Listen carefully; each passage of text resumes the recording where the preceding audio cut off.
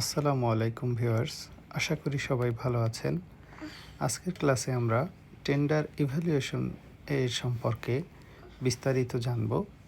Tender evaluation হলো একটি tender প্রক্রিয়ার সবচেয়ে গুরুত্বপূর্ণ অংশ এবং বলা যায় একটি টেন্ডারের প্রক্রিয়ার প্রাণ।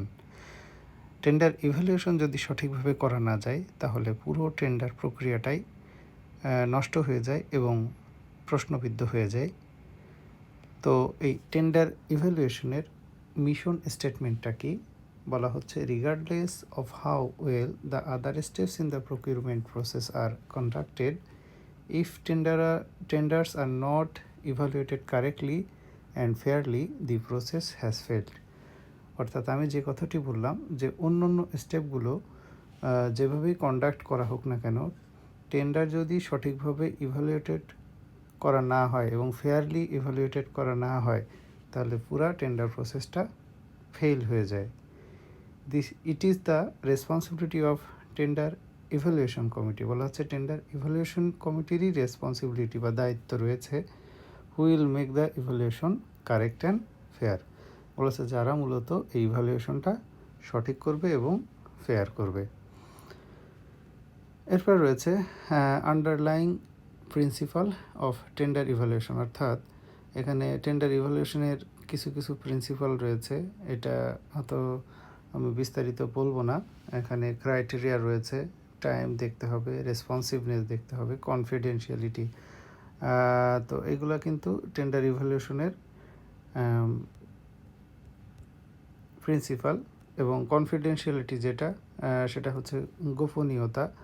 এই টেন্ডার ইভ্যালুয়েশনের ক্ষেত্রে কিন্তু অবশ্যই এই কনফিডেন্সিয়ালিটির এই প্রিন্সিপালটা মেনে চলতে হবে, কেননা একটা টেন্ডার প্রক্রিয়ায় গোপনীয়তা যদি রক্ষিত না হয়, এই ইভ্যালুয়েশন কমিটির এখান থেকে যদি তথ্য মানে ডিসক্লোজ হয় তাহলে কিন্তু এই টেন্ডার প্রক্রিয়া সম্পর্কে আপনার পুরোটাই নষ্ট হয়ে যাবে। এজন্য খুবই গুরুত্ব সহকারে আপনাকে এই কনফিডেন্সিয়ালিটি মেনটেন করতে হবে।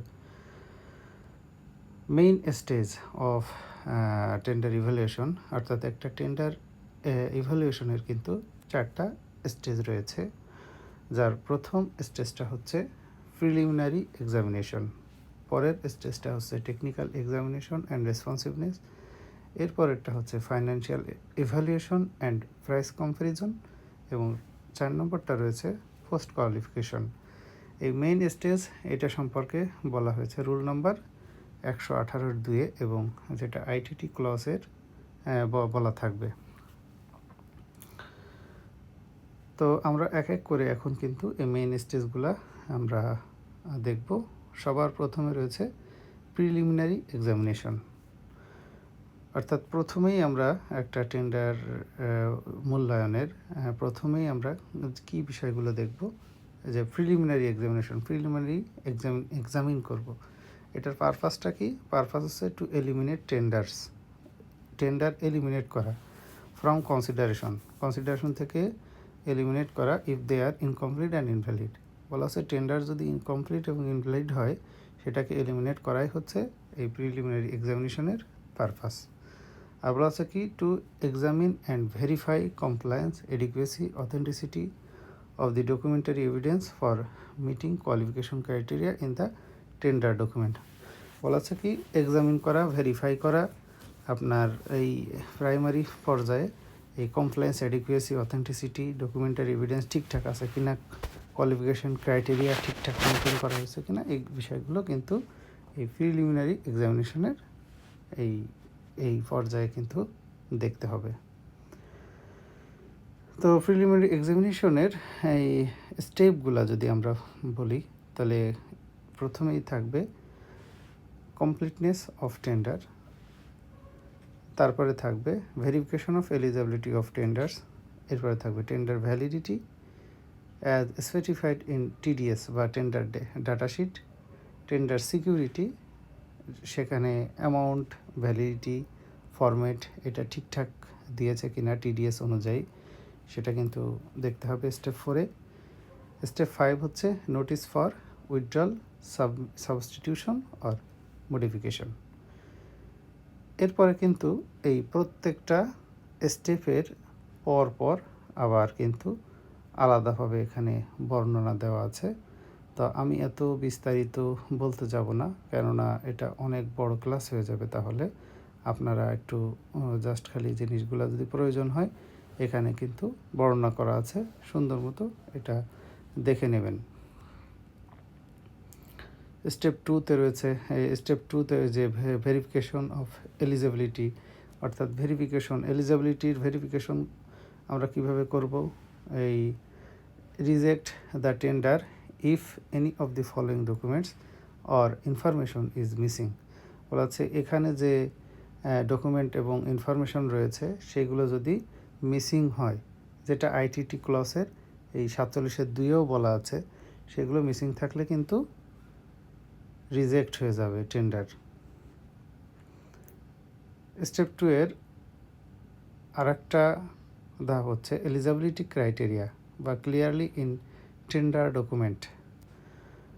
হ্যাঁ, tender are enrolled in relevant professional or trade organisation, legal capacity, fulfilment of tax obligation, এগুলো কিন্তু এলিজিবিলিটি ক্রাইটেরিয়া, টেন্ডারের সক্ষমতা আছে কিনা এগুলো যাচাই করা মূলত।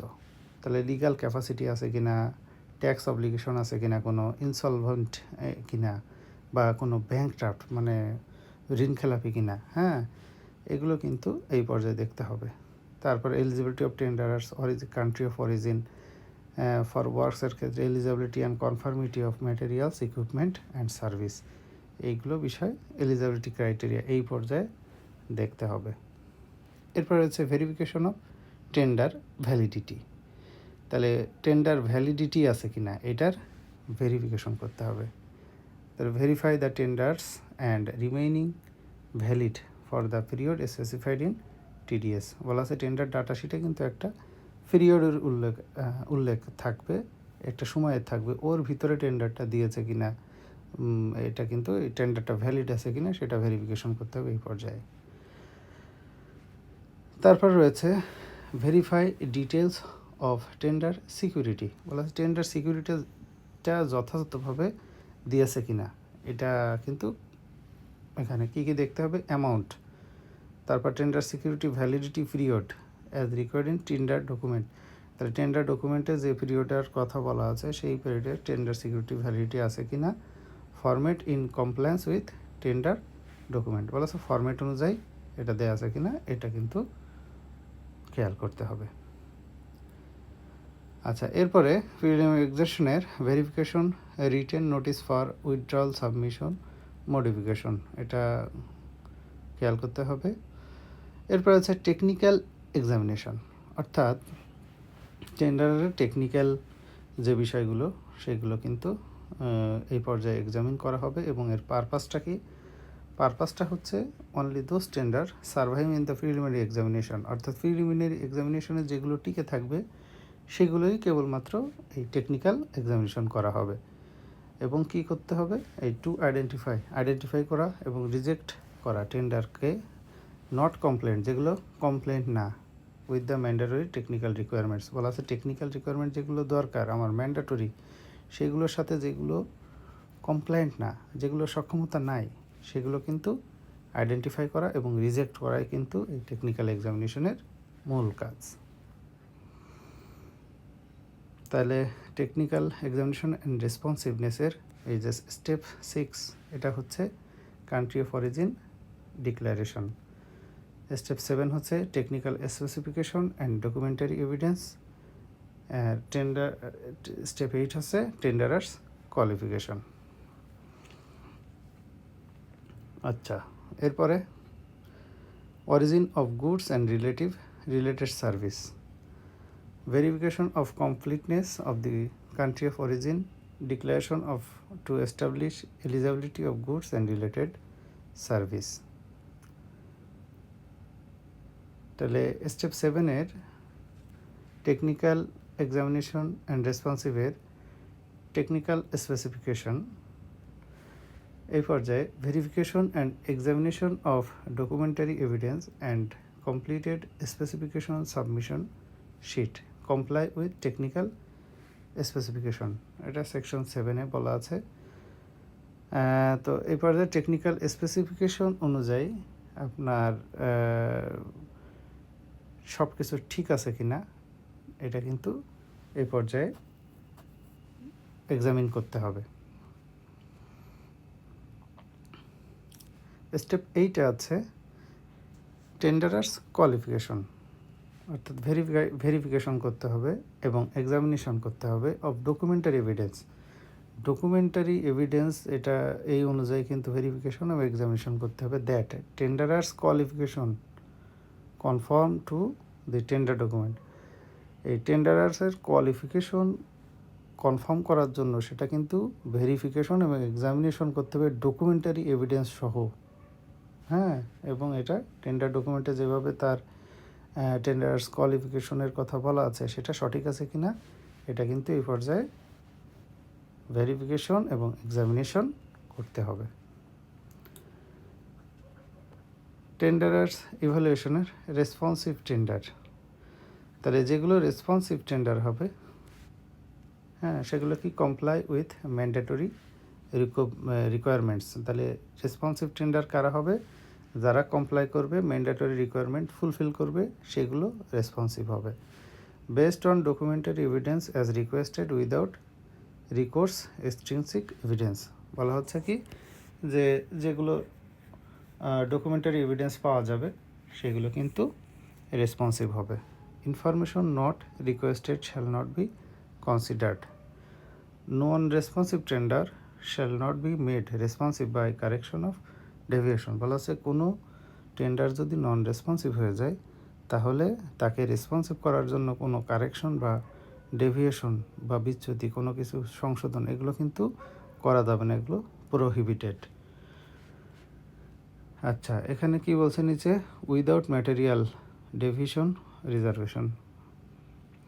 টেন্ডার ইভ্যালুয়েশন এটা রুল নম্বর 118 এবং ITT 48.2-তে বলা আছে effects in the substantial way the scope quality or performance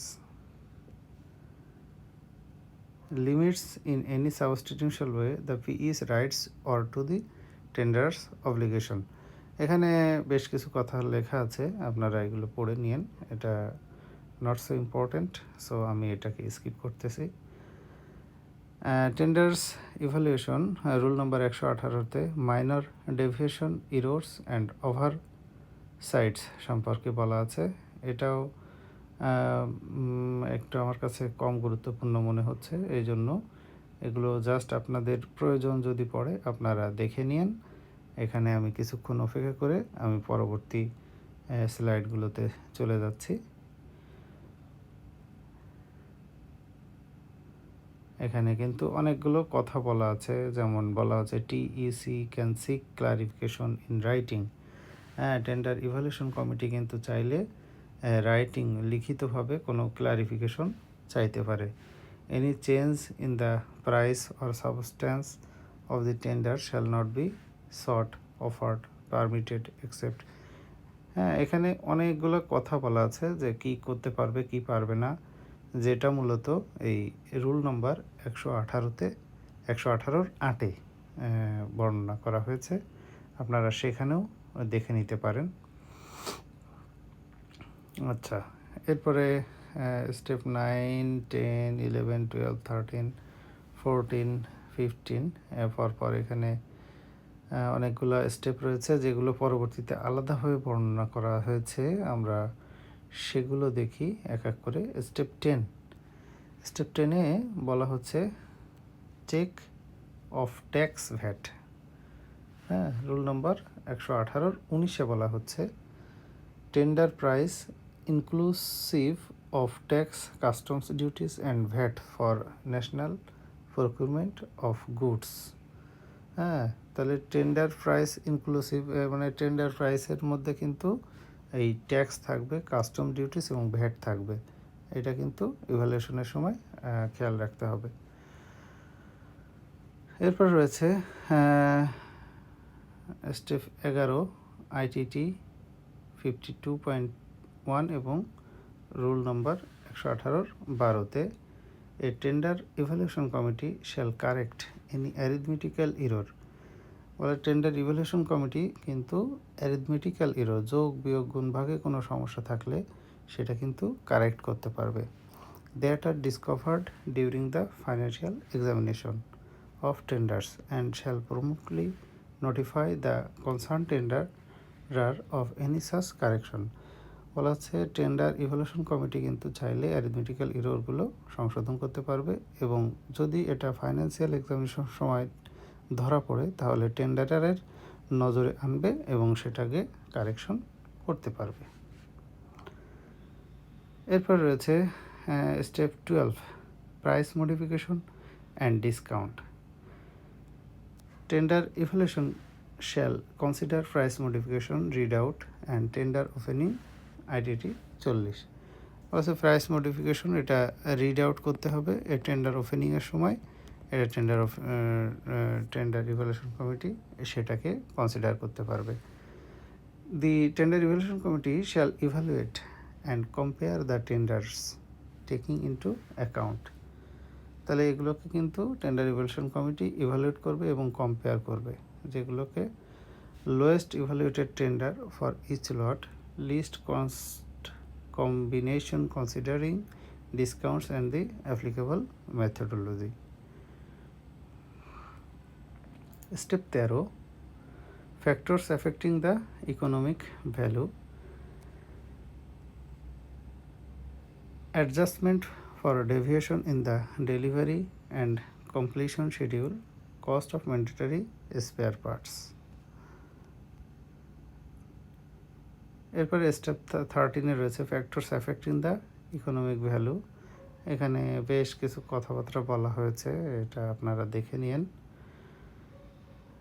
এরপরে স্টেপ 14, প্রাইস অফ আনপ্রাইসড আইটেম। বলা হচ্ছে যদি কোনো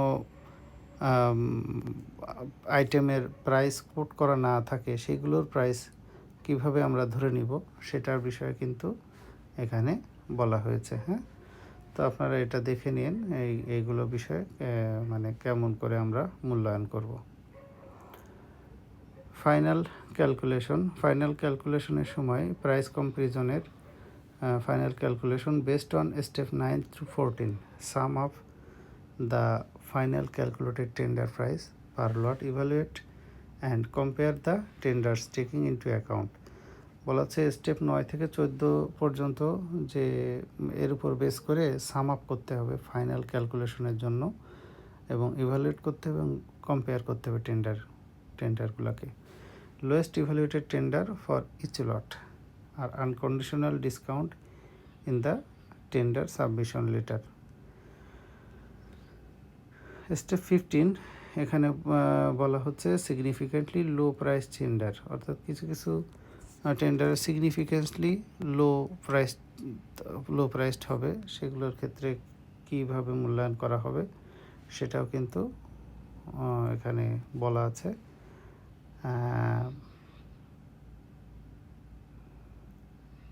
In the financial evaluation of acceptable tenders, after applying necessary correction such as arithmetical adjustment, price discount, consideration of other financial or economic impacts, significantly low price tenders shall be identified in accordance with the method described in Schedule 18। Schedule 18-তে একটা process বলা আছে কীভাবে significantly low price টেন্ডারগুলোকে identify করতে হয়, ওই অনুযায়ী কিন্তু identify করতে হবে। তো এখানে সিগনিফিক্যান্টলি লো প্রাইস বা এসএলটি, যেটা after significantly low price tenders have been identified and declared unacceptable non responsive in accordance with sub-rule of 25 and Schedule 18, the remaining tenders which are considered acceptable in all aspects shall be evaluated, and among them the lowest tenderers shall therefore be recommended for issuance of the notification of award। বলা হচ্ছে significantly low price যেগুলো হবে সেগুলোকে বাদ দিয়ে দিতে হবে, বাদ দিয়ে বাকি যেগুলো থাকবে অ্যাকসেপ্টেবল সেগুলোকে ইভ্যালুয়েট করতে হবে, এবং ইভ্যালুয়েট করে সবচেয়ে কম যেটা আর কি মার্ক মানে পাবে সেটাকে নোটিফিকেশন অফ অ্যাওয়ার্ড দিতে হবে। তাহলে এটা এসএলটি সম্পর্কে কিন্তু আরও অনেক কথা বলা আছে যে এটা কিভাবে নির্ধারণ করব, প্রসেস সম্পর্কে বলা আছে। এই যে এখানে কিন্তু এই সূত্রগুলো দিয়ে দিছে। ওয়েটেড এভারেজ ক্যালকুলেশন, এখানে প্রথম হচ্ছে ওয়েটেজ আমরা কিভাবে ক্যালকুলেট করব। এরপর রয়েছে 2 নম্বরে স্ট্যান্ডার্ড ডেভিয়েশন ক্যালকুলেশন, এখানে একটা সূত্র দিছে, এই সূত্র দিয়ে স্ট্যান্ডার্ড ডেভিয়েশন ক্যালকুলেট করা যাবে। আর 3 নম্বরে রয়েছে the lower limit of acceptable price calculation. Lower লিমিটটা কত হবে অ্যাকসেপ্টেবল প্রাইসটা, এটাও কিন্তু একটা সূত্র দিয়ে দিয়েছে। এই সূত্রগুলো ফলো করে কিন্তু আপনারা এই ওয়েটেজ, স্ট্যান্ডার্ড ডেভিয়েশন এবং lower limit of acceptable price calculate করতে পারবেন। In case of tie in lowest evaluative price, এটাও দেখে নিন। পোস্ট কোয়ালিফিকেশন এরপর রয়েছে, অর্থাৎ আমরা সবচেয়ে শেষের ধাপে চলে এসেছি। Based on the qualification criteria specified in tender document ITT 12-15, the TEC Tender Evaluation Committee shall verify to its satisfaction that the successful tenderer is qualified to perform the contract satisfactorily by contracting references, obtain most up-to-date information, visit premises if needed. বলা হচ্ছে qualification ক্রাইটেরিয়ার উপরে base করে specified in tender ডকুমেন্টের যেটা বলা আছে, the TAC shall verify to its satisfaction. বলা আছে টেন্ডার ইভ্যালুয়েশন কমিটি মানে সন্তুষ্ট যদি হয় যে এই মানে পুরা এই টেন্ডারটা যারা দিয়েছে তারা মানে যিনি নির্বাচিত হয়েছে তিনি সঠিকভাবে পালন করতে পারবে, তাহলে বলা হচ্ছে কি that the successful tenderer is qualified to perform the contract satisfactorily. বলা হচ্ছে সাকসেসফুল টেন্ডারার উনি হচ্ছে পারফর্ম করতে পারবে, সেক্ষেত্রে এই contracting reference, obtain most up to date information এবং ভিজিট প্রিমিসেস ইফ নিডেড, এইভাবে কিন্তু পোস্ট কোয়ালিফিকেশন করা হবে। টেন্ডার ইভ্যালুয়েশন কমপ্লিটেড, এটা রুল নম্বর 118-তে বলা আছে। বলা হচ্ছে কি tender evaluation committee prepare tender evaluation report. Evaluation report তৈরি করবে কে? টেন্ডার ইভ্যালুয়েশন কমিটি, যেটাকে TER বলা হয়। তারপর কি করবে? অল মেম্বার্স শ্যাল সাইন, সকল টেন্ডার ইভ্যালুয়েশন কমিটির মেম্বার সাইন করবে। Certification by TEC, tender evaluation committee certification দিবে। TEC member may provide note of dissent, বলা হচ্ছে যে কোনো TEC মেম্বার চাইলে নোট অফ ডিসেন্ট দিতে পারে। আর approving authority makes decision based on information and recommendation in TER। বলা আছে টেন্ডার ইভ্যালুয়েশন রিপোর্টের উপর বেস করে অ্যাপ্রুভিং অথরিটি ডিসিশন নিতে পারবে। ইভ্যালুয়েশন স্পেশাল কন্ডিশন, এখানে কিছু স্পেশাল কন্ডিশনের কথা বলা হয়েছে, আমি এর ভিতরে বিস্তারিত যাব না। আপনাদের যদি প্রয়োজন হয় আপনারা পড়ে নিন। কিছু কিছু স্পেশাল কেস আছে, সেক্ষেত্রে আসলে করণীয় কি এখানে বর্ণনা করা আছে।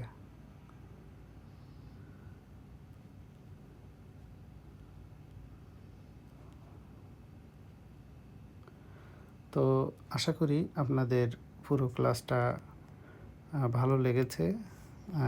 যদিও আমি সবগুলো স্লাইড সুন্দরভাবে আপনাদের বুঝাইতে পারিনি, তারপরেও যদি প্রয়োজন পড়ে আপনারা দেখে নেবেন, সবগুলো স্লাইড দেখিয়েছি এজন্য। তো যদি কোথাও বুঝতে সমস্যা হয় পুনরায় আবার ভিডিওটি দেখুন, আর যদি তারপরেও সমস্যা হয় কমেন্টে জানান, আপনাদের সমস্যার সমাধানের চেষ্টা করব। সবাই ভালো থাকবেন, সুস্থ থাকবেন। আসসালামু আলাইকুম।